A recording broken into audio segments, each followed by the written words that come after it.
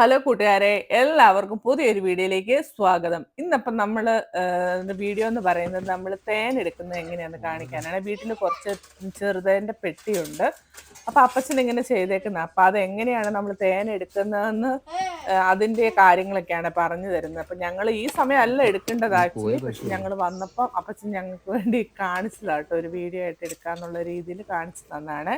അപ്പൊ ആദ്യം ഈ ഒരു പെട്ടി എന്ന് പറഞ്ഞാൽ ഇതിനകത്ത് നമ്മൾ മുട്ട വെച്ചതാണ്. പക്ഷെ മുട്ട വിരിഞ്ഞു വരുമ്പോൾ അതിനകത്ത് റാണി ഇല്ലെങ്കിൽ പിന്നെ അതിനകത്ത് ഈച്ച ഇരിക്കില്ല. അപ്പൊ നമ്മള് മറ്റേ തേൻ എടുക്കുന്നതിനകത്ത് മുട്ട ഉണ്ടെങ്കിൽ ഇതിനകത്തോട്ട് മാറ്റാൻ വേണ്ടി അപ്പച്ചൻ ആദ്യമേ തന്നെ ഒരു കാലിയായിട്ടുള്ള ഒരു പെട്ടി ഒന്ന് സെറ്റാക്കി വെച്ചിട്ടുണ്ട്. എന്നിട്ട് നമ്മൾ മറ്റേ പെട്ടി ഒന്ന് ഓപ്പൺ ആക്കുവാണ്. അപ്പൊ അതിനകത്ത് മുട്ട എക്സ്ട്രാ ഉണ്ടെങ്കിൽ നമ്മൾ അത് രണ്ടും കൂടെ ഇങ്ങനെ തിരിച്ച് ഇപ്പം നമ്മൾ ഈ കാലിയായിട്ടിരിക്കുന്ന ഇതിലേക്ക് വെക്കും കേട്ടോ. ആക്ച്വലി ഈ ഒരു സമയമല്ല തേൻ എടുക്കുന്നത്, മാർച്ച് ഏപ്രിൽ മാസത്തിലാണ് എടുക്കുന്നത്. ഇതിപ്പം ഞങ്ങൾക്ക് കാണാൻ വേണ്ടി എങ്ങനെ എടുക്കുന്നതെന്ന് കാണാൻ വേണ്ടി അപ്പച്ചനൊന്ന് ചെയ്തതാണ്. അതിനകത്ത് അത്യാവശ്യം മുട്ടയൊക്കെ ഉണ്ട്. അപ്പം നമ്മൾ ആ മുട്ട എടുത്തിട്ട് അതിന്റെ പകുതി എടുത്ത് നമ്മൾ നേരത്തെ ഒരെണ്ണം കാലിയാക്കി വെച്ചില്ലായിരുന്നു ഒരു കൂട്, അതിലേക്ക് വെക്കും കേട്ടോ. അപ്പൊ ആ വെക്കുന്ന മുട്ടയിൽ റാണി ഇല്ലെങ്കിൽ അതിനകത്ത് ഈച്ച വരില്ല. നമ്മൾ അത് വെറുതെ ആവും. അപ്പോഴത്തേക്കും നേരത്തെ വെച്ചപ്പോൾ അതിനകത്ത് റാണി പോയി കാണുമായിരിക്കും. അതുകൊണ്ടാണ് ഈച്ചയില്ല ഇതിനകത്ത് തേൻ ഉണ്ടാകാതിരുന്നത്. അപ്പൊ അപ്പച്ചൻ ആദ്യമേ തന്നെ ആ മുട്ടയൊക്കെ അത്തേലൊന്ന് സെറ്റ് ആക്കിയിട്ടുണ്ട്. പിന്നെ നമ്മൾ തേൻ എടുക്കുന്ന സമയത്താണേലും ചെവിയൊക്കെ ഒന്ന് കവർ ചെയ്യണം. ഇത് കുഞ്ഞ് ചെറുതേനീച്ചയാണ് കേട്ടോ, ചെറുതേനാണ് നമ്മൾ എടുക്കുന്നത്. അപ്പൊ അതിന്റെ ഈച്ച എന്ന് പറഞ്ഞാൽ വളരെ ചെറുതല്ല, അത് ചെവിയിലും കണ്ണിലും മൂക്കിലൊക്കെ കയറാനൊക്കെ ഉള്ളൊരു ചാൻസ് ഉണ്ട് കേട്ടോ.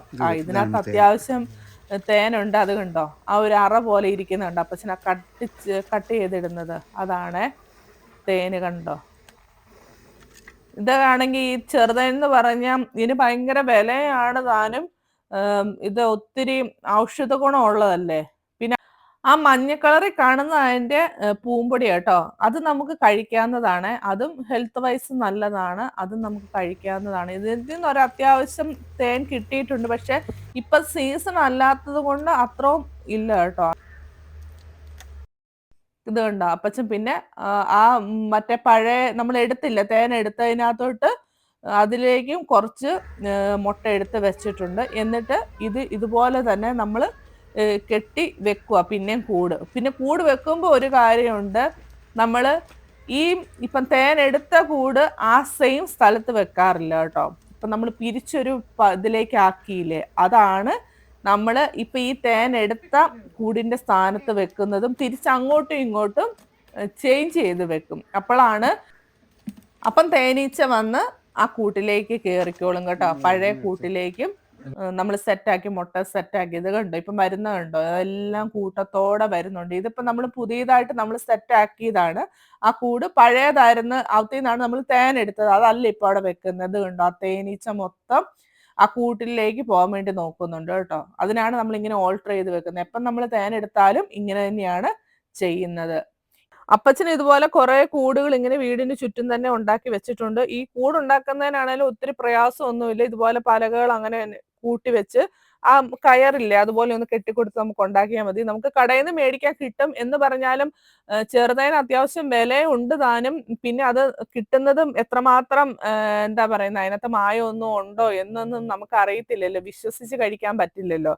അപ്പം വളരെ പെട്ടെന്ന് തന്നെ നമുക്ക് വീട്ടിൽ അത്യാവശ്യം നമ്മുടെ ആവശ്യങ്ങൾക്ക് വേണ്ടി തന്നെ ഇതുപോലെ 2-3 കൂടൊക്കെ ഉണ്ടാക്കി വെച്ചാൽ നമുക്ക് വിശ്വസിച്ച് നമുക്ക് തേൻ കഴിക്കുകയും ചെയ്യാൻ കുഴപ്പമില്ല.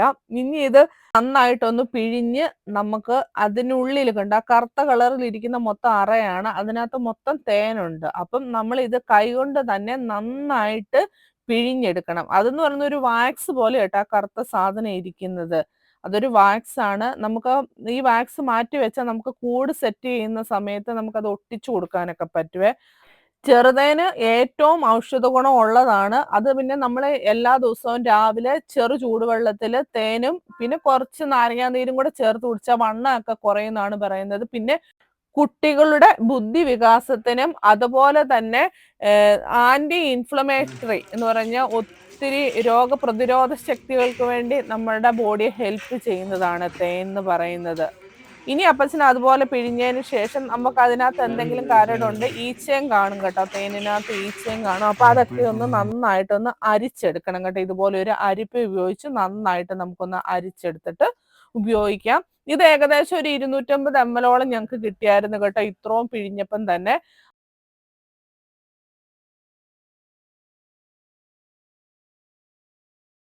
ഇതാണ് ഇപ്പം നമ്മൾ എടുത്ത തേൻ. നമുക്കിന്ന് ടേസ്റ്റ് ചെയ്യണം.